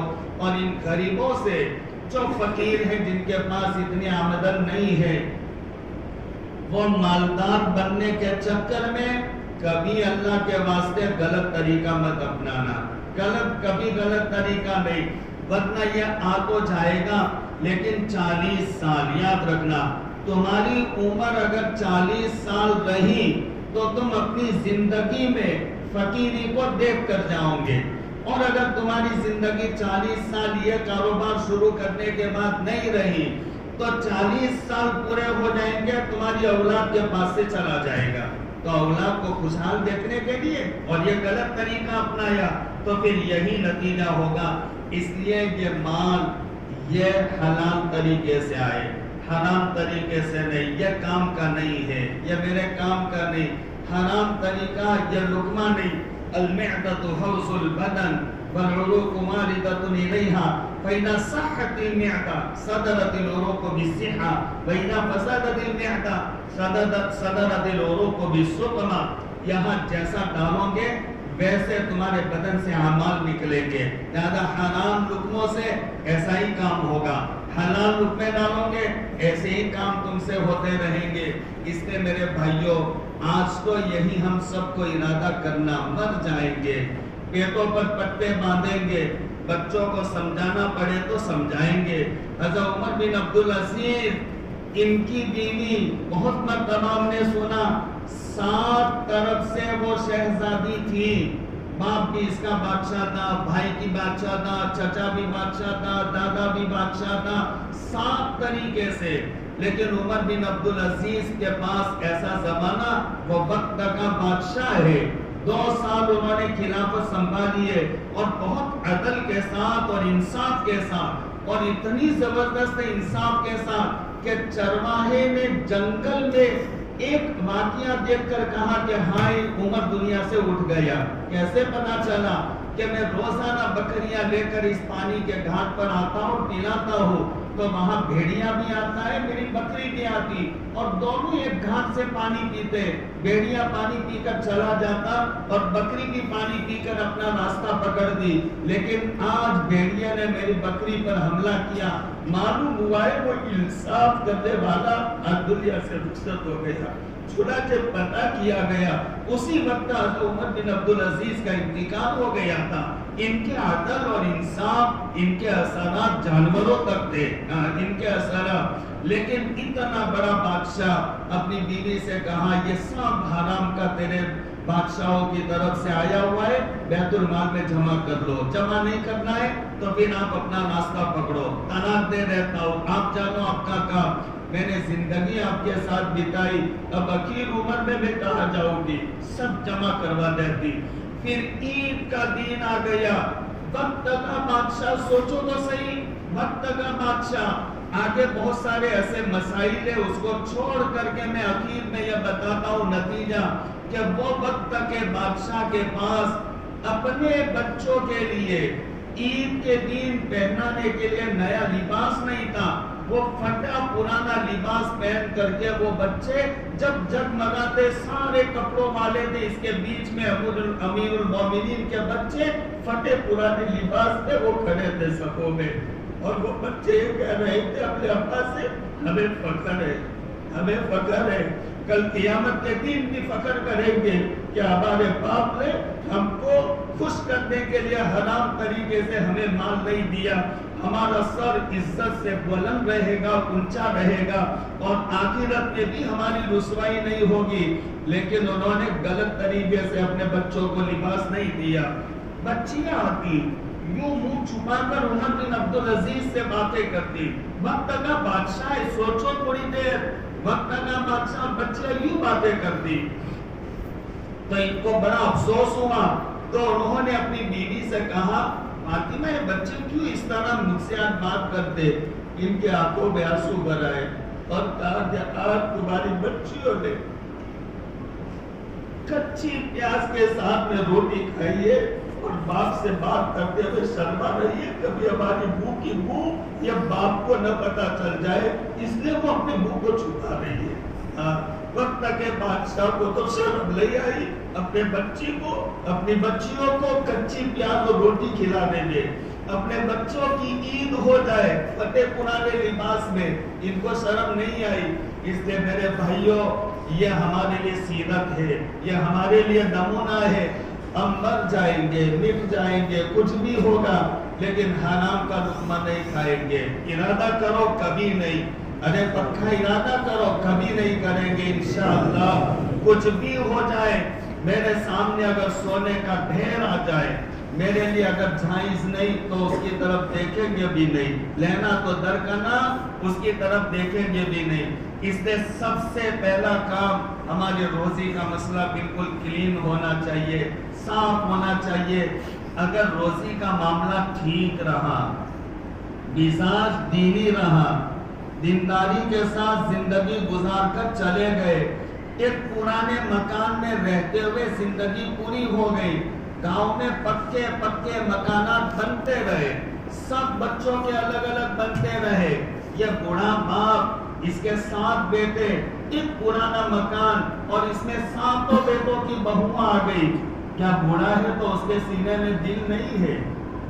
اس کو ارمان نہیں، اس کو جذبات نہیں کہ میرے سب بیٹوں کے بھی مکان ہو، لیکن بیچارے کی پوزیشن نہیں۔ لیکن بیٹوں کے مکان کے لیے اس نے دین کو نہیں چھوڑا، بیٹوں کے مکان کے لیے حرام میں ہاتھ نہیں ڈالا، وہی سادی زندگی اپنے ارمانوں کو لے کر بیچارہ مٹی کی چادر اوڑھ کر سو گیا۔ میں چیلنج کے ساتھ کہتا ہوں، کل کو وہ بوڑھا جو دینی مزاج کے ساتھ قبر میں کھا کر کے سو گیا، ان کی اولاد لاکھوں میں کھیلے گی، یہ چیلنج کی بات ہے، لاکھوں میں کھیلے گی، جو دین کو چھوڑے کہ نہیں، مال کی وجہ سے غلط طریقہ نہیں اپنائیں گے، اور غلط طریقے سے آنے والے، گاڑیوں اور کاروں میں گھومنے والے، کل کو ان کی اولاد فقیر، کلاش اور تنگدست ہوگی۔ قرآن کریم میں حضرت موسیٰ اور خضر علیہ السلام، ان کے واقعات کو بیان کیا گیا۔ موسیٰ اور خضر علیہ السلام یہ دو نبی تھے، ایک تکوینی نبی اور ایک تشریعی نبی، یہ الگ الگ لائن کے نبی تھے دو۔ لہذا ان میں ایک بات سنا تھا، وہ دونوں چلتے چلتے ایک گاؤں میں گئے۔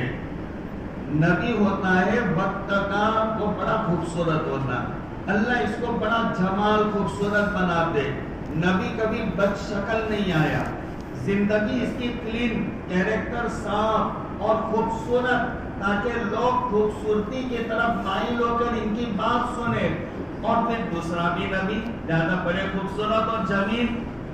حدیث پاک میں، حدیث ہے کہ نہیں مجھے معلوم نہیں، لیکن اللہ والوں کی علامات مسائل حق میں یہ بیان کی گئی، خیر عباد اللہ اذا رؤوا ذکر اللہ، اللہ کے نیک بندوں کی علامت یہ ہے کہ جب ان کے پاس بیٹھو، ان کی باتیں سنو تو اللہ یاد آ جائے، یہ اللہ والوں کی علامت ہے۔ خیر عباد اللہ اذا رؤوا ذکر اللہ، حضرت علی رضی اللہ تعالیٰ عنہ جب نکلتے تو ان کو دیکھنے کے ساتھ لوگوں کی زبان پر یہ جملہ نکل آتا، لا الہ الا اللہ ما اعلم هذا الرجل، لا الہ الا اللہ ما اشجع هذا الرجل، یہ کلمات نکل جاتے، فوراً اللہ کا ذکر زبان پر آ جاتا۔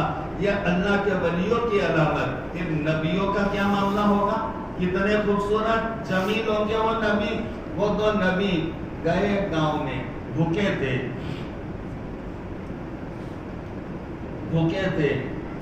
تو پھر وہاں پر جا کر کے گاؤں والوں سے کھانا مانگا، اور گاؤں والوں سے کہا کہ ہم پردیسی مسافر ہیں،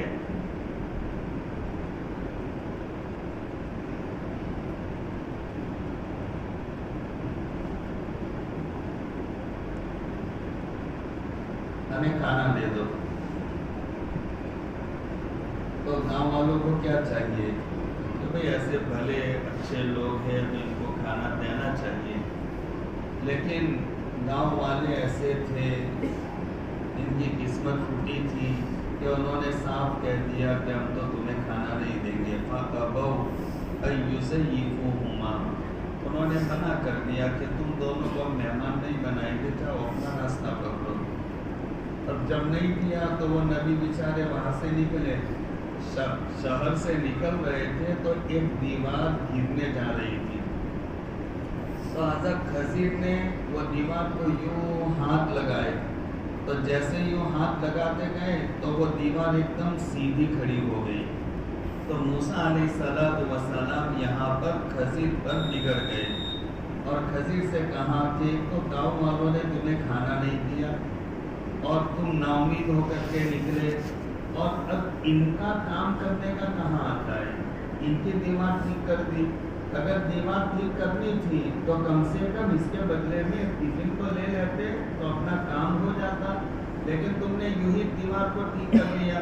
خضر کچھ بولے نہیں، لیکن جب الگ ہو گئے تو الگ ہونے کے وقت میں پھر وہ پوری داستان سنائی، اس میں یہ واقعے کی بھی سنائی دیکھو برابر سننا کہ اصل میں یہ دیوار کو ہم نے اس لیے ٹھیک کیا کہ دیوار تو یتیم بچوں کی تھی اور دیوار کے جڑ میں سونا اور خزانہ تھا. علامہ ابن کثیر کہتے ہیں لمبی لمبی اس میں سونے کی تختیاں تھی، لمبی لمبی. تو اگر دیوار گر جاتی تو پھر شہر کے لوگ آتے اینٹیں روڑے ہٹانے کے بہانے، اگر کسی کے ہاتھ میں وہ خزانہ مل جاتا تو لے کر چلے جاتے، اور ہمیں وہ یتیم بچوں کے مال کو بچا کر ان کو مالدار بنانا تھا. اس لیے ہم نے دیوار کو ٹھیک کر دی. اور کیوں مالدار بنانا تھا؟ قرآن اس کی وجہ بیان کرتا ہے یہ سنانا وَكَانَ أَبُوهُمَا صَالِحًا، اس وجہ سے کہ ان یتیم بچوں کا باپ نیک تھا، دیندار تھا، تقوی والا تھا، اللہ سے ڈرنے والا تھا، حرام کھانے والا نہیں تھا، پاکیزہ رزق کھا کر اپنی اولاد کو کھلانے والا، لہذا اس کا باپ نیک تھا. لہذا اس نیکی کا بدلہ ہمیں مال کی شکل میں ان کی اولاد کو دینا تھا.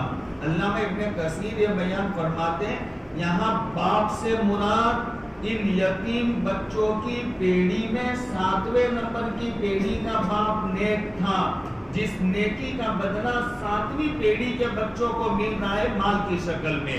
تو قرآن تو یہ کہتا ہے اچھے بھائیوں، اچھے لوگوں، آپ دیندار رہو گے، اولاد کا فکر بھول جاؤ، اللہ کو ناراض مت کرو. اللہ آپ کو اور آپ کی اولاد کو کبھی ناراض نہیں کرے گا. اللہ کو ناراض کیا آپ راضی نہیں رہ سکتے، آپ خوش نہیں رہ سکتے. اس لیے آپ علیہ الصلوۃ والسلام نے کہا کہ یہ پہلے نمبر کا بھائی یہ تو تمہارے دنیا کا مال ہے، اور دوسرے نمبر کا بھائی آپ نے فرمایا یہ تمہارے دنیا کے رشتہ دار ہیں جو قبر تک ساتھ میں آئیں گے، اور قبر میں مٹی ڈال دی، پھر ماں جانے اور اس کا کام جانے، باپ کو کون یاد کرتا. لہذا ہم اپنے رشتہ داروں کو کتنا یاد کر دے، اگر ہم یاد کریں گے کوئی ہمیں بھی پیچھے یاد کرے گا. ہم سب کو بھول جاتے، کوئی کسی کو یاد نہیں.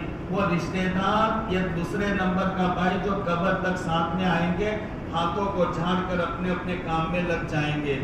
آپ نے فرمایا تیسرے نمبر کا بھائی تمہاری زندگی کے نیک اعمال اور نیک کام ہے. تمہاری نمازیں تمہاری قبر میں آئیں گی، تمہارے روزے تمہاری قبر میں آئیں گے، تمہارا حج تمہاری قبر میں آئے گا، تمہارا صدقہ خیرات تمہاری قبر میں آئے گا، تمہارے نیک کام تمہارے قبر میں آئیں گے. لہذا یہ زندگی کے نیک اعمال یہ ہمارے قبر میں آئیں گے. اس لیے ہماری قبر کو بھی بنانا ہے تو اس کا طریقہ یہ ہے کہ ہم نیک بن جائے. اور یہ میں نے یہی بات کہی ہے کہ ایک دن مرنا ہے، اس سے پہلے ہمارے پاس وقت ہے، کچھ کر لے، قبر کو بنا لے، موت کو یاد رکھے. اکثروا حازم اللذات الموت، یہی حدیث ہے نا، لذتوں کو توڑنے والی چیز کو یاد کرو، بہت زیادہ یاد کرو، یعنی موت کو یاد کرو. آقا نے ایک حدیث میں بیان فرمایا بئس العبد عبد سہا ولہا ونسی المقابر والملا، بہت برا بندہ ہے وہ بندہ کہ جو دنیا میں آ کر اپنے دنیا میں آنے کے مقصد کو بھول جائے. بئس العبد عبد سہا، دنیا میں آنے کے مقصد کو بھول جائے. ولہا، دنیا میں ایسا پھنس جائے کبھی اپنی موت اس کو یاد نہ آئے اور کیا مقصد کے لیے دنیا میں آیا تھا اس کو یاد نہ آئے. ونسی المقابر والملا، قبروں میں سونے کو اور بوسیدہ ہونے کو بھول جائے، یہ بہت برا بندہ ہے. اس لیے ایک دن ہم سب کو وہ وقت پر پہنچنا، ہم سب کو جانا، قبر میں اکیلے جا کر سونا. اس لیے وہ موت کی میرے بھائیوں تیاری کر لیا کرو، اپنے دل مزاج کو دینی مزاج بنایا کرو، اللہ کے لیے ہر کام کرنے کا شوق اور جذبہ کیا کرو، اللہ کے بندوں کے ساتھ ہمدردی کا معاملہ کیا کرو. ایسی زندگی ہم گزاریں کہ جب زندگی گزار کر ہمارا جنازہ اٹھے تو ہمارے پیچھے لوگ، مرد، عورتیں، بچے، بوڑھے، ساروں کی ہچکیاں بنی ہوئی ہو، سب روتے ہو اور سبوں کے دلوں میں ہو کہ ہمارا ایک ہمدرد یہ ہمارے درمیان سے رخصت ہو گیا. सब हमें अच्छा जानते हो, ऐसी साफ सुथरी जिंदगी गुजार कर दुनिया से रुखसत हो जाओ। अल्लाह पाक के पास जब पहुँचे, अल्लाह पाक हमें हिसाब किताब भी न ले, ऐसी साफ सुथरी जिंदगी गुजार करके हम अल्लाह के पास पहुँचे। नमाजों का एहतिमाम किया करो, अल्लाह के घरों में जल्दी आ जाया करो, अल्लाह के घरों में आकर अल्लाह को याद किया करो, जिक्र करो, कुरान की तिलावत। मैं बहुत दुख के साथ कहता हूँ, रमज़ान से रमज़ान हमारे हाथ में अल्लाह का कलाम है। अल्लाह के कलाम का इतना भी हक नहीं, सुबह में थोड़ा पढ़ लिया जाए, शाम को थोड़ा पढ़ लिया जाए। इतने हम कुरान से गैर मानूस हो गए कि रमज़ान में जब कुरान पढ़ने के लिए बैठते तो हमसे पढ़ा भी नहीं जाता। रोज़ाना हम पढ़े तो कुरान हम इत्मीनान के साथ पढ़ सकते। अरे अल्लाह के बंदो, अल्लाह के घरों में जल्दी आ जाया करो, थोड़ी देर जल्दी आकर के कुरान की तिलावत करो, नमाज उम्री कज़ा नमाजें पढ़ो और अल्लाह के सामने ज़रा दुआएं और मिन्नत अल्लाह के सामने मांगने की आदत बनाओ। ज़िंदगी में हर चीज़ अल्लाह से मांग दो। अल्लाह पाक खुद फरमाता है, कुल दुऊनी, कह दो, ऐलान कर दो, मेरे बंदे मुझसे मांगे, अस्तजिब लकुम, मैं इनकी सारों की मुरादें और दुआएं पूरी करूँगा। अल्लाह से मांगने का मिजाज रखो। हजरत राबिया बिसरिया बहुत बड़ी अल्लाह की वलिया बंदी गुजरी है। ऐसी अल्लाह की वलिया बंदी थी कि जब मर करके कब्र में गई तो फिर इसके पास में मुनकर नकीर फरिश्ते आ गए। एक अजीब लतीफ़ा उलमा को अच्छा लगेगा, मसाइल हक में लिखा है कि फरिश्ते जो कब्र में आते हैं वो मुनकर नकीर, लेकिन ईमान वाले के पास आने वाले मुनकर नकीर नहीं होते, मुबश्शिर बशीर होते। तो मोटा मोटा सवाल करके वो फरिश्ते क्या कहते, अरे नम का नौमतिल आरूस, दुल्हन की तरह सो जाकर डराते, वो तो खुशखबरी सुनाने आते। कोई फरिश्ता कहता है इफ्तहू लहू बाबा मिनल जन्ना, जन्नत की खिड़की खोल दो। कोई कहता है बेचारा थक हार कर आया, अफरिशु लहा लहू बिल जन्ना, जन्नत का बिछोना बिछा दो। तो ये तो डराने के लिए हमारे पास नहीं आते, हमारे पास बशारत सुनाने के लिए। तो फरिश्ते आए राबिया बिसरिया के पास, आकर के कहने लगे कि मन रब्बू की, तुम्हारा रब कौन है। तो राबिया ने इन पर एक सवाल दाग दिया और राबिया ने कहा कि तुम कौन हो। तो कहा फरिश्ते। कहाँ से आए? क्या आसमानों से आए। अच्छा बताओ आसमान और ज़मीन के दरमियान कितना फासला है। तो कहा 500 साल तेज घोड़े के साथ चले। तो अच्छा तुम आसमानों से नीचे 500 साल नीचे आ गए क्या? हाँ। तो अब मेरा तुमसे एक सवाल है, बताओ मन रब्बुकुमा, तुम्हारा रब कौन है। तो वो फरिश्ते ताज्जुब करने लगे, अल्लाह की बंदी क्या हम अल्लाह को भूल जाएंगे? अरे कि 500 साल नीचे आए तो अल्लाह को नहीं भूले। अब 500 साल क्या 1000 साल भी नीचे जाए लेकिन हम रब को कैसे भूल सकते। तो फिर वो राबिया ने जवाब दिया कि फिर उस बंदी के बारे में तुम्हारा क्या ख्याल है जिसने ज़िंदगी में एक सेकंड भी अल्लाह के याद के बगैर नहीं गुजारा। वो तो खाली ज़मीन से 4 फीट नीचे आई है, तो क्या वो अल्लाह को भूल गई होगी? 4 फीट, तुम 500 साल नीचे आए और अल्लाह को नहीं भूले। रात का जब अंधेरा होता, काली शक्ल की थी राबिया बिसरिया, कोई खूबसूरत औरत नहीं थी। ईशा की नमाज के बाद नहा धोकर अपने शौहर के पास जाती और कहती कि मेरी कोई ज़रूरत है। शौहर अगर ना कहते तो क्या इजाज़त है? का जी। तो वो मुसल्ला की पीठ पर सवार हो जाती, रात रात अल्लाह के सामने वो नमाज़ों में गुजार देती, फिर अखीर रात में अल्लाह के हुजूर दुआ मांगती। तो कैसी प्यारी दुआ, ये मैं जुमले सुनाना चाहता हूँ। वो राबिया अल्लाह के सामने यूँ कहती कि अल्लाह, सारे दुनिया के बादशाहों ने अपने दर बंद कर दिए, सारे अमीरों ने अपने दरवाजे बंद कर दिए, सारे सखियों ने अपने दरवाजे बंद कर दिए, सारे मालदारों ने अपने दरवाजे बंद कर दिए, लेकिन ये बादशाहों का बादशाह तो एक ऐसा बादशाह है कि तेरा दर न रात में बंद होता है न दिन में बंद होता है, तो मुझे माफ़ कर दे।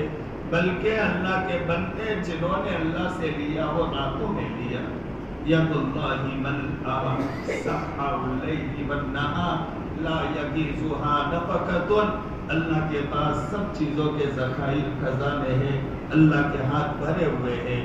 وہ راتوں میں بھی خوب دیتا ہے، دن میں بھی خوب دیتا ہے، اور یہ دینا اور خرچ کرنا اللہ کے ذخیرے اور خزانے میں سے کم نہیں ہوتا۔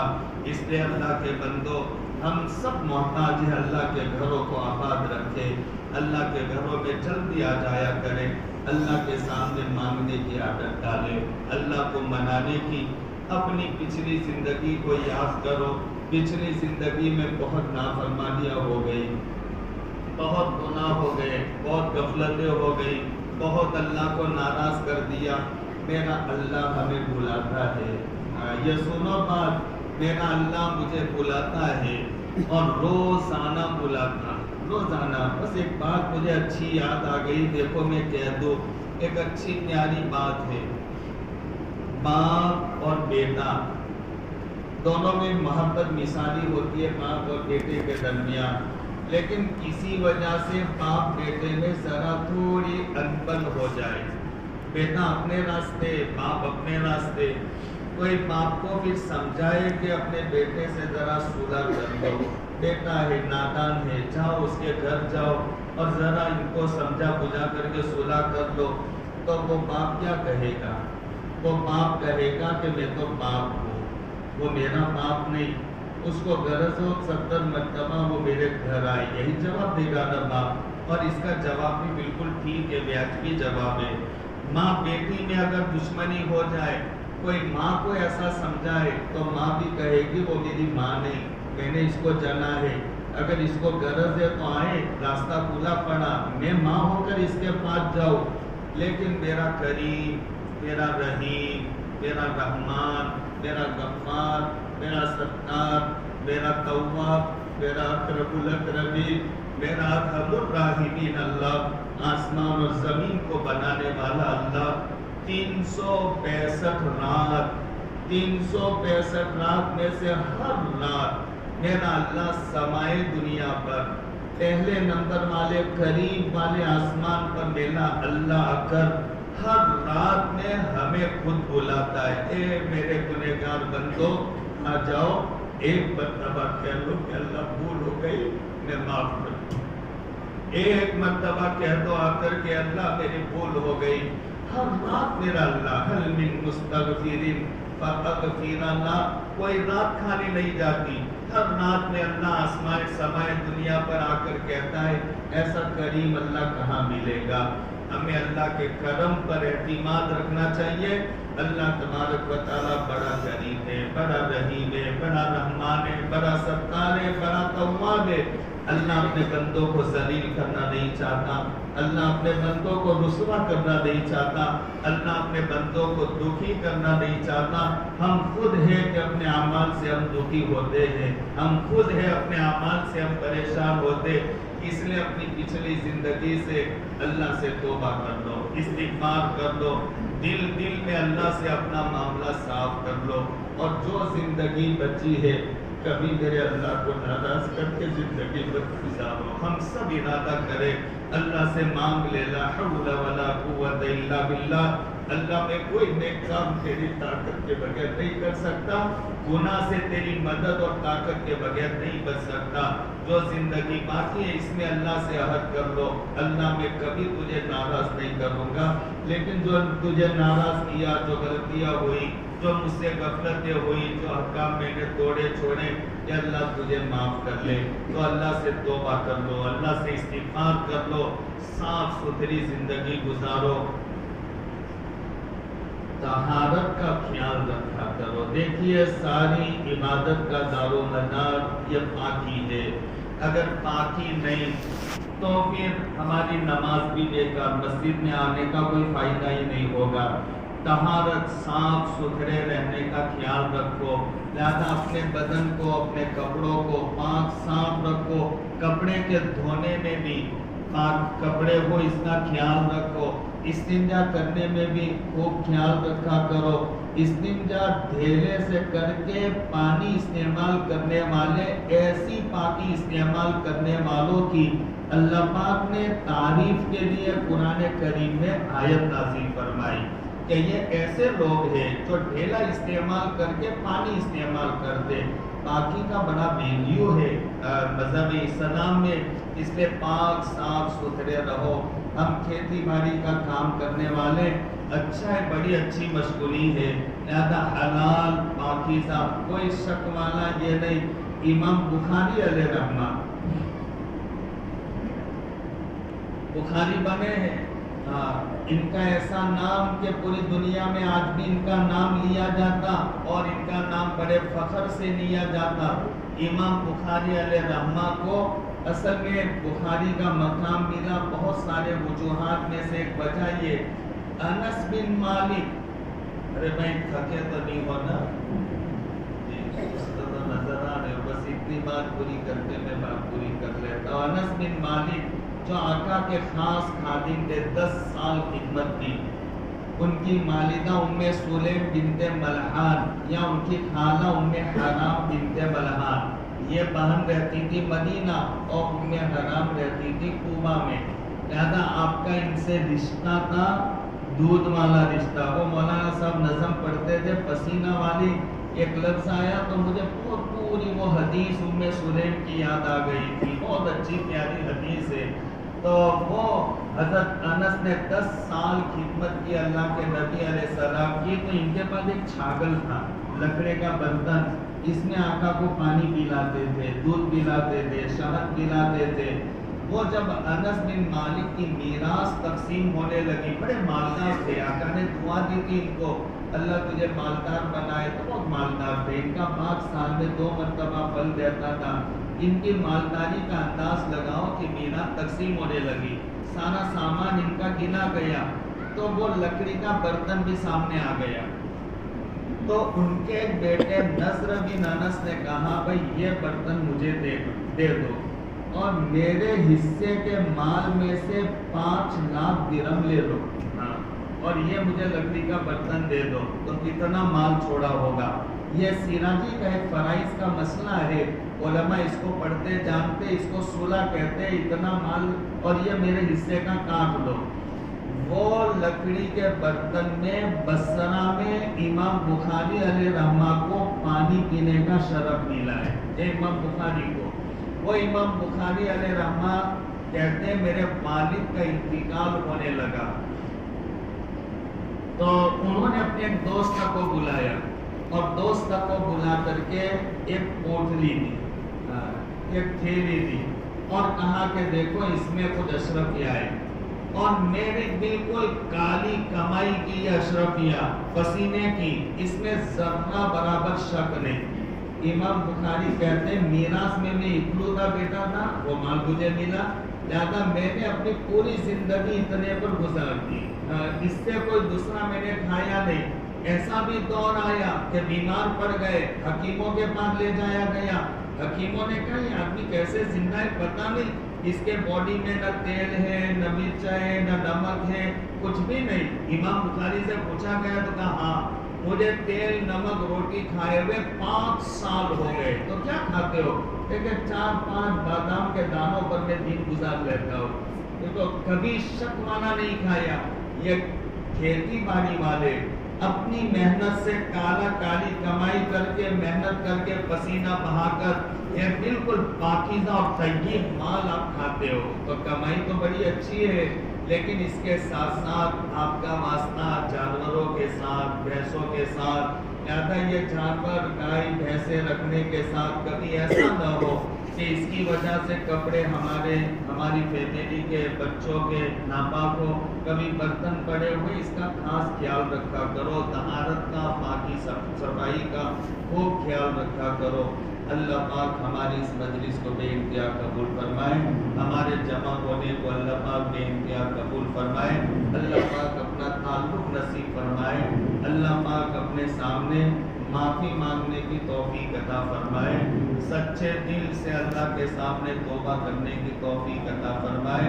سب ارادے کر کے اٹھو، کچھ ارادہ یہ ایک تو پچھلی زندگی سے ہم توبہ کریں گے نا بھائی انشاءاللہ، کبھی آئندہ زندگی میں اللہ کو ناراض نہیں کریں گے، کہو انشاءاللہ، کبھی شک اور حلال روزی میں ہم ہاتھ نہیں ڈالیں گے، کہو انشاءاللہ، کبھی بیوی بچوں کے مطالبات پر غلط جگہ پر ہم ہاتھ نہیں ڈالیں گے، حلال کمائی ہی ہم بیوی بچوں کو کھلائیں گے، کہو انشاءاللہ۔ اور جو زندگی باقی ہے وہ زندگی میں اللہ کے فرائض، اللہ کے احکامات کی پابندی کے ساتھ ہم زندگی گزاریں گے انشاءاللہ۔ اللہ کے گھروں میں آ کر اللہ کے سامنے ہم نمازیں پڑھیں گے، قرآن کی تلاوت کریں گے، تسبیحات پڑھیں گے، درود شریف پڑھیں گے، ذکر اذکار کریں گے، استغفار کریں گے۔ کثرت سے جو معافی مانگنے والا ہوتا ہے اللہ اس کے لیے روزی کے دروازے کھول دیا کرتا ہے۔